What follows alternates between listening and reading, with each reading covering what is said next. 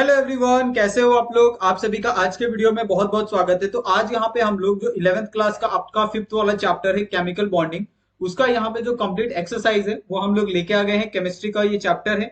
Okay, तो इसके अंदर आप पहला वाला अगर क्वेश्चन आप देखते हो तो यहाँ पे आपको select and right the most appropriate alternative from the given choice, यानी एक तरह से आपका ये एमसीक्यू टाइप के क्वेश्चन है जिसमें आपको चार ऑप्शन दिए होते हैं। चार ऑप्शन में से आपको एक करेक्ट ऑप्शन चूज करना होता है और उसको टिक मार्क करना होता है। ओके, तो ऐसे सभी क्वेश्चन आपको कॉम्पिटेटिव एग्जाम के अंदर आते हैं। अगर आप प्रिपेयर कर रहे हो तो ऐसे सब क्वेश्चन आप प्रिपेयर करो और इस टाइप के क्वेश्चन आप प्रिपेयर करो ताकि आपके लिए बहुत ज्यादा बेनिफिट हो। ओके, तो यहाँ पे आप पहला क्वेश्चन देख सकते हैं जिसका आंसर यहाँ पे आपको बी दिया है। ओके, सेकंड का आंसर यहाँ पे आपका सी है, थर्ड का आंसर यहाँ पे आपका बी है। ओके, उसके बाद यहाँ पे जो फोर्थ वाला क्वेश्चन है, फोर्थ का आंसर यहाँ पे आपका बी है, फिफ्थ का आंसर यहाँ पे आपका सी है और सिक्स का आंसर यहाँ पे आपका CH4 है। ओके, उसके बाद यहाँ पे नेक्स्ट आपको पूछा है ड्रॉ।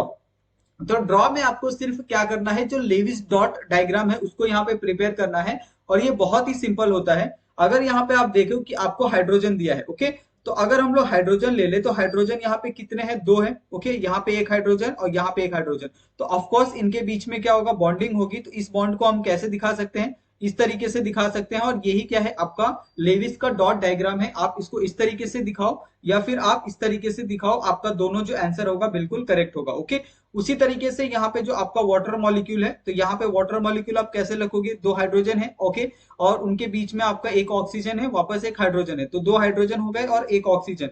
तो ऑक्सीजन और हाइड्रोजन के बीच आपको कितना, एक बॉन्ड है और ऑक्सीजन और हाइड्रोजन के बीच में यहाँ एक बॉन्ड है। ओके, तो आप इस तरीके से भी दिखा सकते हो लेविस डॉट स्ट्रक्चर को और आप इस तरीके से भी रिप्रेजेंट कर सकते हो लेविस डॉट स्ट्रक्चर को। ओके, नेक्स्ट यहाँ पे आपका कार्बन डाइऑक्साइड दिया है। तो कार्बन डाइऑक्साइड यानी CO2, इसमें आपका ऑक्सीजन कितना है, दो है और कार्बन कितना है, आपका एक ही है। तो कार्बन, ओके, यहाँ पे एक ऑक्सीजन है, यहाँ पे एक ऑक्सीजन। ओके, अभी यहाँ पे अगर आप देखो तो कार्बन ऑक्सीजन के बीच में कितना होता है, डबल बॉन्ड होता है। तो यहाँ पे आपका एक और यहाँ पे आपका एक, तो दो बॉन्ड हो जाएंगे।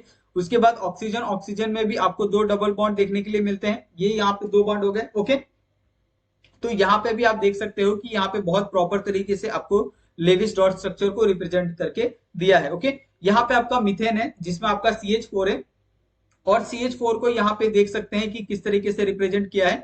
CH4 यानी H और C के बीच में एक बॉन्ड होता है और C और H के बीच में भी एक ही बॉन्ड होता है। तो यहाँ पे एक एक बॉन्ड को यहाँ पे बहुत अच्छे तरीके से रिप्रेजेंट किया है। ओके, उसके बाद यहाँ पे आपका लिथियम फ्लोराइड है। तो लिथियम फ्लोराइड यानी LiF, जिसमें आपका क्या होगा, Li ये होगा F के साथ बॉन्ड फॉर्मेशन करेगा। ओके, और अगर आप देखोगे कि यहाँ पे कि ये एक एक बॉन्ड फॉर्म कर रहा है लिथियम के साथ, लेकिन उसके फ्लोरीन पे भी आपको लोन पेयर देखने के लिए मिलते हैं और लिथियम पे भी आपको लोन पेयर देखने के लिए मिल रहे हैं। ओके, इसके लिए इसका जो डॉट स्ट्रक्चर है आपको इस तरीके से देखने के लिए मिल रहा है। ओके, उसके बाद अगर आप नेक्स्ट जाओ तो नेक्स्ट यहाँ पे क्या है, आपका हाइड्रोजन फ्लोराइड HF। तो HF के बीच में सिंगल बॉन्ड होता है और बाकी के हाइड्रोजन के ऊपर आपको दो, एक इस साइड के फ्लोरीन के साथ आपको बॉन्ड देखने के लिए मिलेगा और फ्लोरीन के ऊपर ऑलरेडी एक लोन पेयर है तो वो आपको देखने के लिए मिल रहा है। ओके, उसके बाद यहाँ पे आपका इथेन दिया है C2H5H6। तो यहाँ पे आपका कार्बन कितना है, यहाँ पे दो कार्बन है। ओके,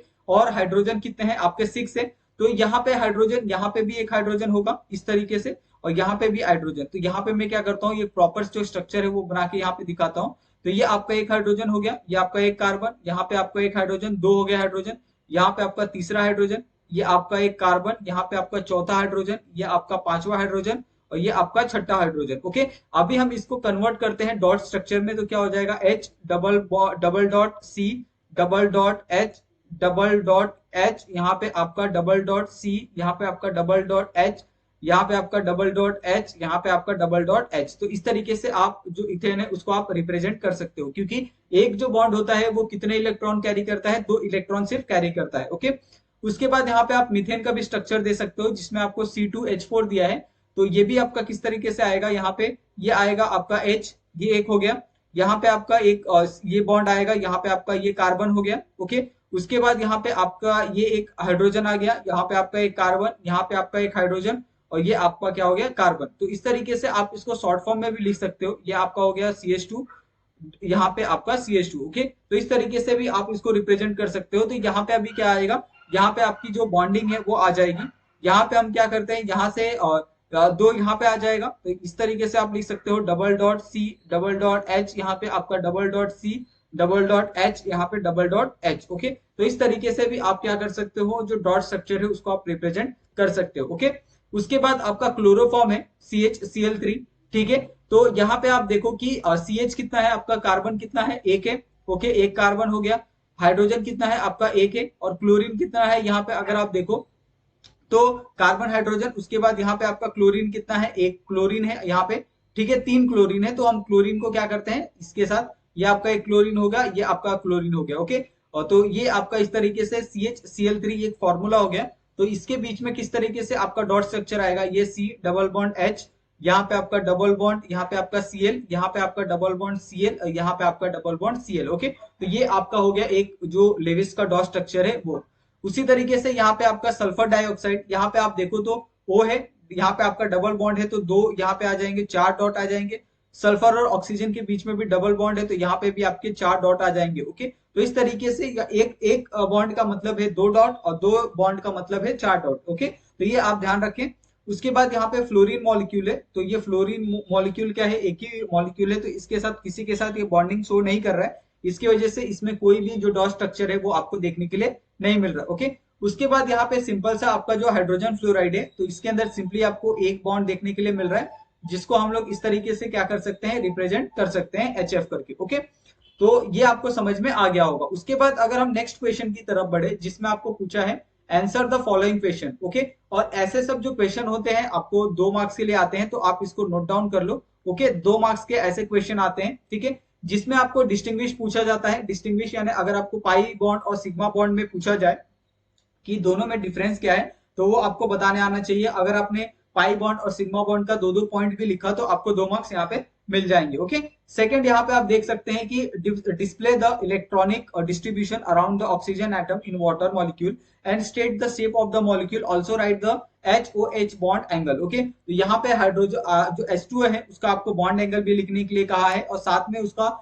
जो शेप है, शेप भी यहाँ पे आपको बताने के लिए कहा गया है। ओके, तो ऑफकोर्स जो आपका ये होता है, अगर कोई वाटर मॉलिक्यूल है, ओके, अगर वो किसी ऑक्सीजन के साथ रिएक्ट कर रहा है, तो वो सिंपली क्या करता है, एक टेट्राहाइड्रल जो मॉलिक्यूल है उसको फॉर्म करता है। ओके, और उसका जो शेप होता है, वो शेप क्या होता है, वहां पे 104.5 डिग्री होता है। ओके, उसके बाद यहाँ पे आपका जो थर्ड क्वेश्चन है, जिसमें आपको पूछा है state the octet rule. Octet rule का मतलब होता है कि जितने भी आपके पास सेल होते हैं, ओके, वो सेल आपका क्या होना चाहिए, कंप्लीटली फिल होना चाहिए। सबसे पहला सेल होता है जिसके अंदर दो होते हैं, उसके बाद आपका 6 होता है। ओके, देन उसके बाद वापस आपके कितने होते हैं, और ये 2 6, और ये आपके ऊपर डिपेंड करता है। 2 के बाद यहाँ पे 8 होते हैं, उसके बाद वापस 8 होते हैं, देन उसके बाद 18 होते हैं, वापस 18 होते हैं, और फिर 32। ओके, इस तरीके से 7 जो आपके पीरियड है, वो 7 पीरियड के हिसाब से इसको डिवाइड किया जाता है। ओके, तो ये आपको ध्यान रखना है, और उस हिसाब से ही ऑक्टेट फील करते हैं। ऑक्टेट का मतलब है कि आपका जो कंपाउंड है पूरी तरह से ये स्टेबल है, अगर वो ऑक्टेट कंप्लीट फील करता है। ओके, तो यहाँ पे आपको ऑक्टेट्स एक्सप्लेन करना है, और इसका जो inadequate and inadequacy with the respect to the A, incompleted octet B, expanded octet। Okay, तो यहाँ पे आपका inadequacy with the respect to the A, जैसे आपका इनकम्प्लीट ऑक्टेट क्या होता है और एक्सपेंडेड ऑक्टेट क्या होता है, वो दोनों के बारे में यहाँ पे आपको बताना है। ओके, उसके बाद नेक्स्ट क्वेश्चन अगर हम लोग देखें, तो explain in the brief with one example. चाहे आपका आयोनिक बॉन्ड क्या होता है, उसके बाद आपका कोवेलेंट बॉन्ड क्या होता है, और कोऑर्डिनेट बॉन्ड क्या होता है। तो 3 तरह के बॉन्ड आपको देखने के लिए मिलते हैं केमिकल कंपाउंड के अंदर, और केमिकल कंपाउंड का फॉर्मेशन ही बॉन्ड से होता है, तो आप ये बॉन्ड को आप स्किप नहीं कर सकते। तो आपको बॉन्ड वाला जो पूरा पूरा जो कॉन्सेप्ट है वो बहुत अच्छे से आपको ध्यान रखना है, और उसको बहुत अच्छे से बाय हार्ट करके रखना है। ओके, उसके बाद नेक्स्ट यहाँ पे आप देखो कि give reason for the need of hybridisation. तो हाइब्रिडाइजेशन का क्या नीड है, ये आपको यहाँ पे एक्सप्लेन करना है और आपको बताना है। ओके, उसके बाद यहाँ पे आपका जो F वाला क्वेश्चन है, जिसमें आपको पूछा है कि explain the geometry of methane molecule on the basis of hybridisation. Okay, आपको हाइब्रिडाइजेशन के बेस के ऊपर उसका जो मॉलिक्यूल का जो स्ट्रक्चर है, उसका ज्योमेट्री है, उसको आपको एक्सप्लेन करना है। ओके, उसके बाद यहाँ पे आप जी वाला क्वेश्चन देख सकते हैं, जिसमें आपको एक ammonia molecule size bond angle is, और यहाँ पे आपको बॉन्ड एंगल दिया है। Okay, 107.0, and in the water molecule it has the 104 point। okay, all although in the both the central item are sp3 hybridise explain. Okay, तो ये दोनों जो सेंट्रल आइटम है वो sp3 हाइब्रिडाइज है, ये आपको एक्सप्लेन करना है। ओके, नेक्स्ट क्वेश्चन यहाँ पे आपको पूछा है कि give reason for the sigma bond in the stronger than pi bond. Okay, HF is the polar molecule, carbon is the trivalent in nature. तो ये आपको एक ही में तीन आपको क्वेश्चन यहाँ पे पूछे हैं।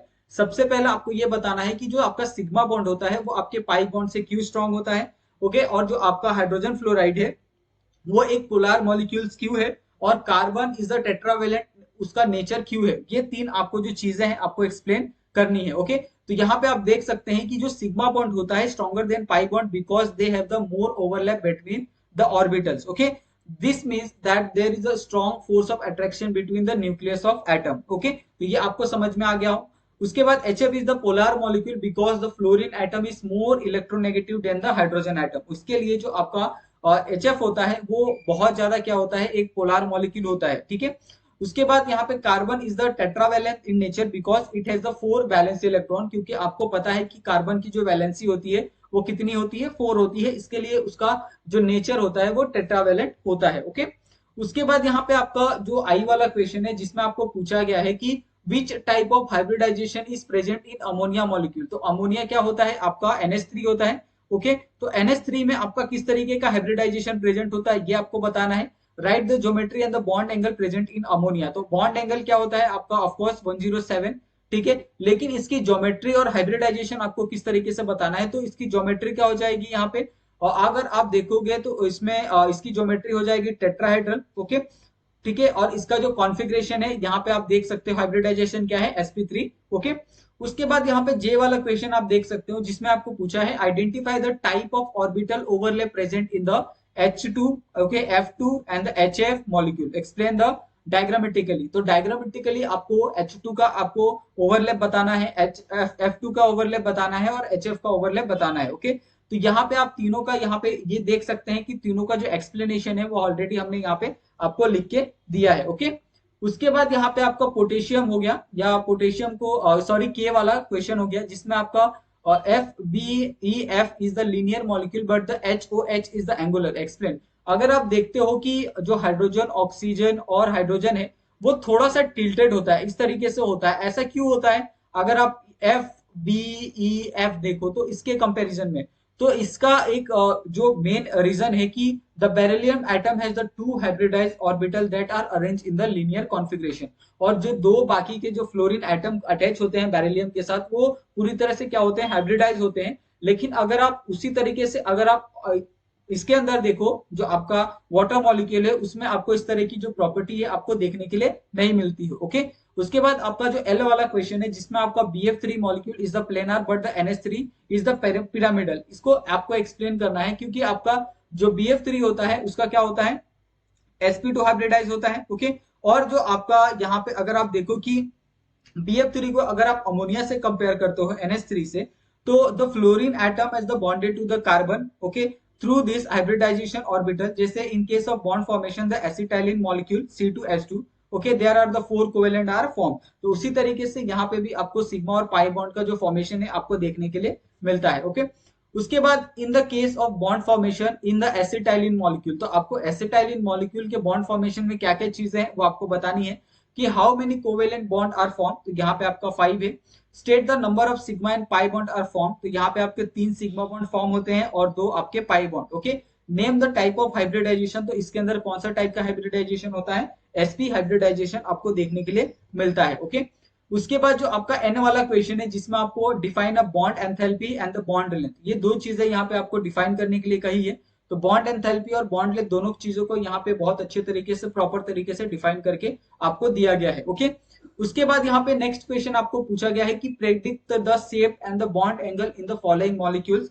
उसके बाद यहाँ पे आपको CF4 दिया है, NF3 दिया है, CNC दिया है। ओके, उसके बाद H2S दिया है। तो आपको इन सबका क्या करना है, शेप और बॉन्ड एंगल प्रेडिक्ट करना है। तो आपका NH3 क्या होगा, ट्राइगोनल बाइपिरामिडल होगा जिसका बॉन्ड एंगल क्या है 102। आपका CF4 क्या होगा 109 और शेप क्या होगा टेट्राहेड्रल। CHCN क्या होगा आपका लीनियर होगा और बॉन्ड एंगल ऑफ कोर्स 180। आपका H2S होगा क्या होगा बेंड शेप होगा और इसका बॉन्ड एंगल क्या होगा आपका 92 डिग्री होगा। ओके, तो ये आपको समझ में आ गया होगा। उसके बाद यहाँ पे अगर आप नेक्स्ट क्वेश्चन की तरफ मूव करते हो जिसमें आपको using the data from the table answer the following question, आपको यहाँ पे डाटा दिया है टेबल में, ओके। अगर आप टेक्स्ट बुक के अंदर देखोगे तो टेक्स्ट बुक में आपको पूरा एक कंप्लीट डाटा दिया है, उसके ऊपर हमने डायरेक्ट जो आंसर है वो आपको यहाँ पे प्रोवाइड किया है। जैसे what happen to the bond length when the unsaturation increases, okay, which is the most stable compound, indicate the relation between the bond strength and the bond enthalpy, comment on the overall relation between the bond length, bond enthalpy and the bond strength and the stability। तो ये आपको 4-5 point यहाँ पे दिए हैं, सबका जो answer है प्रॉपर तरीके से आपको विद द गिवन डाटा, आपको गिवन डाटा के बेस के ऊपर लिख के दिया गया है, ओके। उसके बाद यहाँ पे आपका कंप्लीट द फ्लो चार्ट, तो यहाँ पे हमने फ्लो चार्ट कंप्लीट किया है। जैसे यहाँ पे आपका मॉलिक्यूलर फॉर्मूला दिया है आपका बेरिलियम क्लोराइड, जिसमें आप स्ट्रक्चर इस तरीके से बना सकते हो जिसमें आपका बीई कितना है 1 है और क्लोरीन का आपका कितना है 2 है। उसकी शेप और ज्योमेट्री आपका लीनियर होगा और बॉन्ड एंगल ऑफ कोर्स आपका 180। उसी तरीके से कार्बन डाइऑक्साइड, तो कार्बन डाइऑक्साइड भी आपका लीनियर है और उसका जो बॉन्ड एंगल है वो कितना है आपका 180 है, ओके। उसी तरीके से यहाँ पे C2H2, तो इसका भी बॉन्ड एंगल कितना है 180 और ज्योमेट्री और शेप क्या है इसका लीनियर है, ओके। उसके बाद यहाँ पे नेक्स्ट एक और कंप्लीट द फॉलोइंग चार्ट बोला है, लेकिन इसके अंदर आपको टाइप ऑफ हाइब्रिडाइजेशन पूछा है, टाइप ऑफ बॉन्ड पूछे हैं, ज्योमेट्री पूछी है और बॉन्ड एंगल पूछे हैं। ये तो ये सारी चीजें आपको इसके अंदर पूछी है। तो सबसे पहले आपका CH4 है जिसमें आपका sp3 हाइब्रिडाइजेशन है। टाइप ऑफ बॉन्ड यहाँ पे दिया है 4 कार्बन 1 हाइड्रोजन, ओके, यानी 4 सिग्मा बॉन्ड यहाँ पे फॉर्म हो गए। टेट्राहेड्रल होगा और बॉन्ड एंगल कितना होगा यहाँ पे 109.5 डिग्री, ओके। उसी तरीके से अमोनिया दिया है sp3 3 nitrogen 1 hydrogen 3 sigma bond 1 lone pair, okay. Pyramidal shape होगा 107.80 मिनट, इसका ये बॉन्ड एंगल होगा। यहाँ पे आपको ये दिया है H2O दिया है यानी वाटर मॉलिक्यूल दिया है जिसके अंदर आपको sp3 हाइब्रिडाइजेशन देखने के लिए मिलेगा।